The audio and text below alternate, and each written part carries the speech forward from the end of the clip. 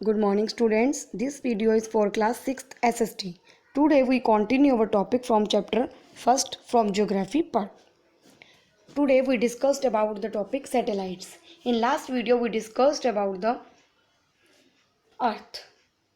Now we discussed about the satellites. Let's start. The word satellite is derived from the Latin word satellis, meaning a companion or an attendant. Satellites are celestial objects that revolve around the planets. देखिए तो satellite word है वो कहाँ से drive किया गया, कहाँ से लिया गया? वो एक लैटिन भाषा का जो वर्ड है सेटल्स, वहाँ से लिया गया। ठीक है, इसका जो वर्ड का जो मीनिंग है वो होता है एक कंपेनियन और एन अटेंडेंट। इसका क्या मीनिंग है? यानी साथ चलने वाला या फिर जुड़ा हुआ। ठीक है, इसी से रिलेट करता हुआ जो इसका मीनिंग है, देखिए इसी से रिलेट करता हुआ इसका मीनिंग भी है। सैटेलाइट्स क्या होती है? एक ऐसा छोटा ऑब्जेक्ट होता है सैटेलाइट्स जो कि बड़े ऑब्जेक्ट के चारों ओर क्या करता है? रिवॉल्व करता है। तो जो सैटेलाइट्स होते हैं वो क्या होते हैं? वो क्या करते हैं? वो प्लैनेट्स के चारों ओर क्या करते हैं? रिवॉल्व करते हैं। ठीक है, जो सैटेलाइट्स होती हैं वो जो ऐसे सेलेस्टियल ऑब्जेक्ट्स यानी खगोलीय पिंड होते हैं जो कि प्लैनेट्स के चारों ओर क्या करते हैं? रिवॉल्व करते हैं। ठीक है, like planets, they do not have their own heat and light, but they reflect the light of sun. Different planets have different number of satellites. Mercury and Venus do not have any satellites. देखिए ये जो planets होते हैं, जैसे planets होते हैं उनकी अपनी हीट और लाइट नहीं होती, वो जो सूरज होता है उसकी रोशनी से क्या करते हैं? रिफ्लेक्ट करते हैं। ऐसी जो सैटेलाइट्स होती हैं उनकी भी अपनी हीट लाइट नहीं होती, वो भी सन की जो लाइट से हैं रिफ्लेक्ट होते हैं। ठीक है, देखिए जितने अलग अलग जो प्लैनेट्स हैं, 8 प्लैनेट्स के बारे में हमने पढ़ा, तो जो 8 प्लैनेट्स हैं उनकी क्या होती हैं? उनकी अपनी अपनी नंबर ऑफ सैटेलाइट्स होती हैं। जैसे अगर हम बात करें मर्क्यूरी और वीनस, उनकी कोई भी सैटेलाइट नहीं होती। देखिए एक टेबल दिया गया है, इस टेबल को एक बार देखते हैं। इसमें बताया गया कि कौन कौन से प्लैनेट्स हैं और उनकी कितनी कितनी नंबर ऑफ सैटेलाइट्स होती हैं। फर्स्ट मर्क्यूरी, इसकी कोई भी सैटेलाइट नहीं है। वीनस की भी कोई सैटेलाइट नहीं है। अर्थ की एक सैटेलाइट होती है जो कि मून है। मार्स की 2 सैटेलाइट्स होती हैं। जुपिटर की 79 सैटेलाइट्स होती हैं। सेचुरन की 61, यूरेनस की 27 सैटेलाइट्स होती हैं और जो नेपच्यून की 14 जो है सैटेलाइट्स होती हैं। ठीक है, आगे चलते हैं। आगे जो टॉपिक दिया हुआ वो अर्थ के सैटेलाइट के बारे में बताया गया। जो अर्थ की सैटेलाइट है एक मून उसके बारे में डिस्कस किया गया। तो पढ़ते हैं। Our earth has only one satellite, that is the moon. The diameter of the moon is 1/4 of the diameter of the earth. Its distance from earth is 3,84,400 kilometre. देखिए हम अर्थ की बात करें तो अर्थ की एक सैटेलाइट है जो कि क्या है? मून है, चांद है। ठीक है, अब देखिए जो मून जो है, डायमीटर ऑफ द मून, जो मून की चौड़ाई होती है यानी डायमीटर होता है, वो किसके इक्वल होता है? वो अर्थ जो है अर्थ के डायमीटर के 1/4 होता है। ठीक है, यानी जो मून का डायमीटर है वो अर्थ के डायमीटर का 1/4 होता है। ठीक है, और अर्थ से जो मून है उसकी दूरी कितनी है? वो है 3,84,400 किलोमीटर है। It is the closer to earth than the sun. There are only mountains, plains and depressions on the moon surface. देखिए जो ये अर्थ से मून की जो दूरी है वो सूरज के मुकाबले क्या है? कम है। यानी जो मून है वो अगर हम सन के मुकाबले देखें, यानी अगर सन के अकॉर्डिंग देखें तो जो मून है वो अर्थ के नज़दीक है, जो सूरज है वो अर्थ से ज़्यादा दूर है। ठीक है, और जो चांद है यानी मून है उस पर क्या क्या है? वहाँ पर पहाड़, मैदान और क्या है? और वहाँ पर गड्ढे हैं। ठीक है, जो मून की सतह यानी कि मून सरफेस यानी जो चांद है, चांद की सतह पर केवल गड्ढे, मैदान और पहाड़ जो हैं वो हैं, मिलते हैं। The moon has no light of its own. It reflects the light of the sun. It takes about 28 days and 8 hours to revolve around Earth and the same time to rotate on its own axis too. देखिए आगे जो moon है, ठीक है, उसकी अपनी जो moon has no light of its own, उसकी अपनी लाइट नहीं होती है। वो किसकी लाइट से रिफ्लेक्ट करता है? सन की लाइट से रिफ्लेक्ट करता है। देखिए अर्थ जो है पृथ्वी के चारों जो रिवॉल्व करता है मून, तो वो कितना टाइम लेता है रिवॉल्व करने में? 28 डेज एंड 8 आवर्स। यानी जो जो चांद है वो पृथ्वी के चारों रिवॉल्व करने में 28 दिन और 8 घंटे लेता है। और अपने एक्सिस पर, ठीक है, जो चांद है वो अपने एक्सिस पर भी रोटेट करने में सेम टाइम लेता है, यानी 28 डेज यानी 28 दिन और 8 घंटे वो जो चांद है वो अपने एक्सिस पर भी रोटेट होने में इतना ही टाइम लेता है। As a result we get to see only one side of the moon. इसके कारण क्या होता है, हम चांद की एक ही साइड जो है वो देख पाते हैं। ठीक है, आगे देखिए फेसिस ऑफ द मून। आगे हम फेसिस पढ़ेंगे मून के, चरण कितने होते हैं, यानी कि कितने जो हैं वो शेप्स होती हैं चांद की। The moon appears in the sky in different shape. These different shapes of the moon are referred to as faces of the moon. देखिए जो चांद है वो हम आसमान में अलग अलग शेप में नजर आता है। आप देखते हैं कभी घट रहा है कभी बढ़ रहा है, जो उसकी शेप है ना। कभी पूरा चांद नजर आता है, कभी आधा नजर आता है, कभी बहुत छोटा नजर आता है। आपने देखा होगा जब आप आसमान में देखते हैं। तो ये जो अलग अलग तरह की इसकी शेप्स होती हैं चांद की, वो क्या कहलाती है, वो कहलाती है फेसिस ऑफ द मून, यानी चांद के चरण। We have already read about the moon takes 28 days and 8 hours to revolve around earth. The shape of the moon grows during one half of this period and reduces during the other half. देखिए हमने अभी discuss किया ऊपर कि जो चांद है वो अर्थ के चारों रिवॉल्व करने में 28 दिन और 8 घंटे लेता है।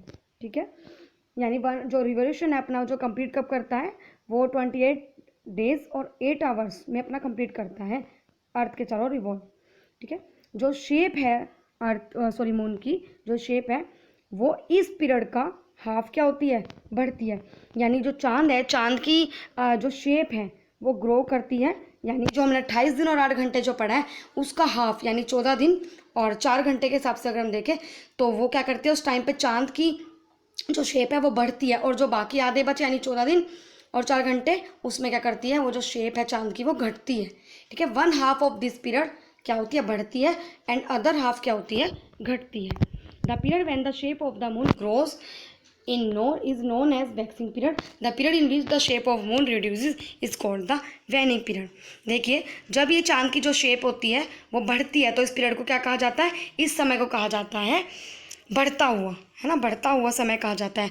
और जो कि चांद की जो शेप है वो घटती है, इसे कहा जाता है घटता हुआ समय, वेनिंग पीरियड। ठीक है, when the side of the moon facing earth does not receive sunlight we can not see the moon. ठीक है, जब मून जो है उसका फेस अर्थ की तरफ होता है, यानी जो अर्थ की तरफ फेस करता है जब मून, तब क्या होता है, जो सनलाइट होती है यानी जो सूरज की रोशनी होती है वहाँ पर रिसीव नहीं हो पाती। ठीक है, हम मतलब चांद को नहीं देख पाते इस कारण से। देखिए क्या बताया गया इसमें कि जब जो चांद है वो अर्थ की तरफ उसका फेस होता है तो जो सनलाइट है जब रिसीव नहीं हो पाती, सूरज की रोशनी जब वहाँ नहीं आ पाती, तब हम चांद को नहीं देख सकते, और इसे क्या कहा जाता है, this is known as new moon और अमावस्या। When the moon looks like a full disc it is known as full moon और पूर्णिमा। ठीक है, अभी जो हमने पढ़ा कि जब हम जब चांद का फेस अर्थ की तरफ होता है, जब वहाँ पर सूरज की रोशनी नहीं आ पाती, रिसीव नहीं कर पाते, तो हम चांद को नहीं देख पाते, तो इसे क्या कहते हैं, न्यू मून और अमावस्या। तब इसे क्या कहा जाता है, इसे अमावस्या कहा जाता है। ठीक है, अब देखिए इसमें जो है एक इमेज दिखाई गई है, इसमें डिफरेंट फेसेस दिखाए गए हैं मून के। ठीक है, तो देखिए इसमें चांद का क्या हो रहा है, पहले पूरा है, फिर थोड़ा कम होता है, फिर थोड़ा कम, थोड़ा कम, थोड़ा कम, आधा हो गया, फिर धीरे धीरे कम होता जा रहा है। तो ये क्या है, डिफरेंट फेसेस दिखाए गए हैं मून के। ठीक है, आइए नेक्स्ट पेज पर। अभी हमने इसके बारे में अमावस्या के बारे में पढ़ा कि आगे देखिए, when the moon looks like a full disc, जब चांद पूरा नजर आता है तो उसे क्या कहते हैं, फुल मून यानी पूरा चांद, और इसे क्या कहा जाता है, पूर्णिमा। ठीक है, आगे हम पढ़ते हैं नेक्स्ट टॉपिक, एस्ट्रॉइड। एस्ट्रॉइड को क्या कहा जाता है, क्षुद्र तारा या छोटा तारा। Asteroid are broken pieces of probably and explored planet which revolve around the sun in their own orbits. Their orbits lie between the orbit of Mars and Jupiter. देखिए जो क्षुद्र तारे होते हैं, यानी जो ये छोटा तारा हम एस्ट्रॉइड के बारे में पढ़ रहे हैं, ये क्या होते हैं, ये किसके बने हुए होते हैं, ये जो प्लैनेट होता है, विस्फोटक जो ग्रह होते हैं, उनके टूटे हुए पीस जो होते हैं वो क्या होते हैं, एस्ट्रॉइड होते हैं। यह करते हैं सन के चारों ओर क्या करते हैं, रिवॉल्व करते हैं, और सन के चारों रिवॉल्व कहाँ करते हैं, ये अपने ऑर्बिट पर, अपने अक्ष पर ये क्या करते हैं, सन के चारों ओर क्या करते हैं, रिवॉल्व करते हैं। There orbits lie between. देखिए अगर हम बात करें एस्ट्रॉयड की, जो एस्ट्रॉयड का ऑर्बिट है वो कहाँ पर लाई करता है, वो मार्स का जो ऑर्बिट है और जुपिटर का जो ऑर्बिट है, यानी मार्स जो प्लैनेट है उसके अक्ष और जो जुपिटर प्लैनेट है उसके अक्ष के बीच में क्या आता है, एस्ट्रॉयड का अक्ष जो है वो लाई करता है। यानी मार्स और जुपिटर के ऑर्बिट्स के बीच में लाई करता है एस्ट्रॉयड का orbit. These asteroid vary in sizes. Ceres is the largest asteroid with a diameter of the about 700 kilometre. देखिए लार्जेस्ट एस्ट्रॉयड क्या है, कौन सा है, वो है सेरेस। इसका डायमीटर कितना है, इसका डायमीटर है 700 किलोमीटर।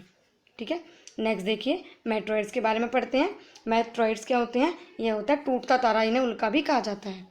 ठीक है, meteoroids are small pieces of rocks that revolve around the sun. Sometime these rocks enter earth atmosphere with great speed. देखिए जो मेट्रॉइड्स होते हैं ये क्या होते हैं, ये चट्टानों का छोटा पीस होता है। ठीक है, छोटा टुकड़ा होता है चट्टानों का जो कि सन के चारों ओर क्या करता है, रिवॉल्व करता है। कभी कभी क्या होता है, ये जो रॉक्स होते हैं, ये जो चट्टान होती है, ये अर्थ के एटमॉस्फेयर में बहुत स्पीड में क्या करते हैं, आते हैं। ठीक है, इस कारण से क्या होता है, देखिए but due to the friction with air they usually get burn before reaching the surface of the earth and appear to us as shooting star. जब ये अर्थ के एटमॉस्फेयर में एंटर करते हैं बड़ी तेजी से, तब क्या होता है, तब हवा के, अगर हम कहें हवा के टकराव के कारण क्या होता है, ये जल जाते हैं। ठीक है, ये पृथ्वी की सतह पर पहुंचने से पहले क्या होता है, तेजी से आने के कारण क्या होता है, ये हवा के टकराव से क्या होता है कि ये जल जाते हैं। ठीक है, और जब जल जाते हैं तो क्या होते हैं, कैसे नजर आते हैं, ये एज ए शूटिंग स्टार, चमकते हुए तारे, है ना, टूटता हुआ तारा ये नजर आते हैं। However when A meteor reaches Earth without being completely burned, it creates a large hollow in the ground called a crater.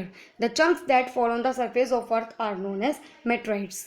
देखिए जब ये पूरी जले बिना, यानी कि जब पूरे नहीं जलते और बिना पूरे जले हुए ये अर्थ की, यानी जो पृथ्वी या पृथ्वी के पास पहुंचते हैं, तब क्या करते हैं, ये एक जो पृथ्वी की ज़मीन पर या पृथ्वी की ज़मीन पर यानी ग्राउंड पर एक क्या कर देते हैं, एक खोखला गड्ढा बना देते हैं, जिसे क्या कहते हैं, क्रैटर। यानी क्रैटर क्या होता है, गड्ढा।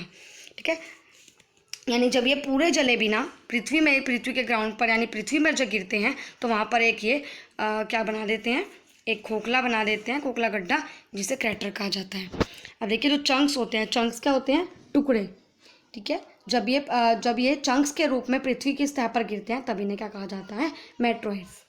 ठीक है, जब गड्ढा बना देते हैं तो वो कहलाता है क्रेटर, यानी वहाँ गड्ढा बन जाता है। पर ये जब छोटे छोटे टुकड़े के रूप में पृथ्वी की सतह पर गिरते हैं तब इन्हें क्या कहा जाता है, मेट्रॉइड्स। ठीक है, आगे देखिए कॉमेट्स। कॉमेट्स के बारे में पढ़ेंगे। कॉमेट्स क्या होता है, कॉमेट्स होते हैं आपके पूछल तारा जिसे कहा जाता है, और धूमकेतु भी इसे कहा जाता है। Comets are masses of ice, dust and gases that revolve around the sun. Comets किसके बने होते हैं, ये आइस जो है बर्फ़ और डस्ट और गैसेस का बना होता है, और ये सन के चारों ओर क्या करते हैं, रिवॉल्व करते हैं। ठीक है, यानी कि इन्हें भंडार कहा जाता है किसका, आइस, डस्ट और गैसेस का। When a comet comes close to the sun, it gets heated up and turned into gas. It appears like a bright star with a long tail.